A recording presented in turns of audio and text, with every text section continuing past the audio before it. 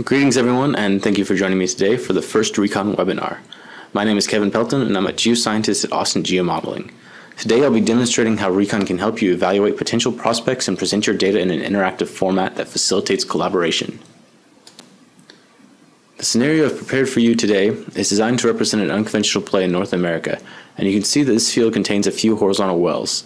In this example, we've already integrated all of the available data and completed the initial geological and geophysical interpretation within Recon. Now the goal is to share that interpretation with our colleagues and respond to their feedback. Our audience is interested in learning which variables have the greatest impact on production and recovery. While presenting the interpretation, we'll be engaging the audience to explore some of these different possibilities. Since our audience is interested in production, let's begin by looking at the estimated ultimate recovery, or EUR, for each of these wells. The intervals I've just displayed, represented by the cylinders along the well paths in 3D, are color-coded based on the value of the EUR.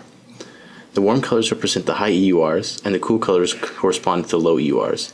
To get a better sense of the distribution, we can display a zone average map of the EURs based on these intervals.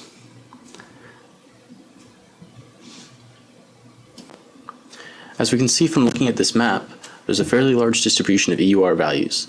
By now we started to interest our audience, and this begs the question, why are some of these wells producing so much more than the others?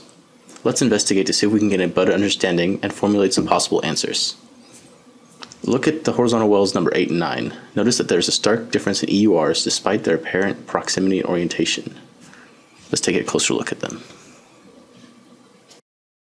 We've already seen that these wells have drastically different EURs, but the production charts reinforce that observation.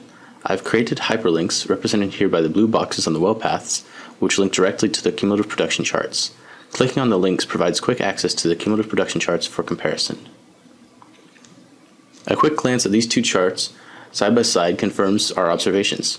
Horizontal well number 8 is on track to outproduce horizontal well number 9. Now that we've confirmed the difference in production between these two wells, let's continue investigating. Maybe the method used for hydraulic fracturing factors into the EUR difference. Now I've changed the intervals so they're color-coded by fracture type. As it turns out, both of these wells use the same slick water technique for the fracking process, so it's unlikely that the fracturing method can explain the difference in EURs. Let's compare the lateral lengths of the two wells. Now I'm updating the display so that the intervals will be colored based on the lateral length of the well. These wells have a similar color, so we know that they have very similar lateral lengths. We can check the exact values by clicking on the intervals in selection mode. Horizontal well number 8 has a lateral length of 4,975 feet, and horizontal well number 9 has a lateral length of 4,941 feet. Although there are many other aspects of the well completion data that we can examine within Recon, for the sake of this example, we'll move on to the geological and geophysical interpretations.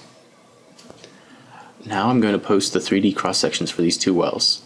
In these cross-sections, you can see the top and base of the target formation along with the well trajectories and gamma ray logs posted in 3D.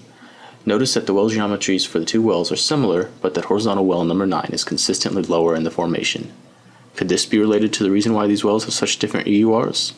Is there evidence of faulting between the two wells? Is one zone in the formation more brittle than the rest of it? These are all excellent questions to consider, but for now let's turn on the seismic data. Examining the seismic data and geophysical interpretation can give us some insight into these questions. Now I'll turn on the 3D seismic backdrops for these cross-sections. From looking at the seismic data, we can see that this zone is not as homogeneous as we previously assumed. Integrating the seismic data with the engineering and geological data can help you approach these complex questions, such as, why are some of the wells producing more than others? Where should we place the next well? Should we invest in this new prospect? All of this data serves to remind us of the complexity of these questions. However, we still haven't exhausted all of our data yet. Let's see if we can learn more about the formation and the rock properties from the FMI logs. Two of the pilot holes in this field have FMI logs which we can use in WellView. In WellView, we can correlate a combination of both digital log curves and raster or image logs. In this particular example, I've displayed a template with the gamma ray and caliper curves in a track on the left, and the FMI logs in a track on the right. Ultimately, we would need to spend more time analyzing the available data before drawing any significant conclusions. However, having quick access to all of your data within Recon makes it a great solution for evaluating potential prospects and for creating interactive presentations. This concludes our webinar. In summary, we showed you how you can use your data in Recon's integrated environment to improve communications and accuracy of the interpretation. Thank you very much for your attention. If you would like to learn more about Recon, contact us at info@austinku.com to schedule your in-depth Recon demo.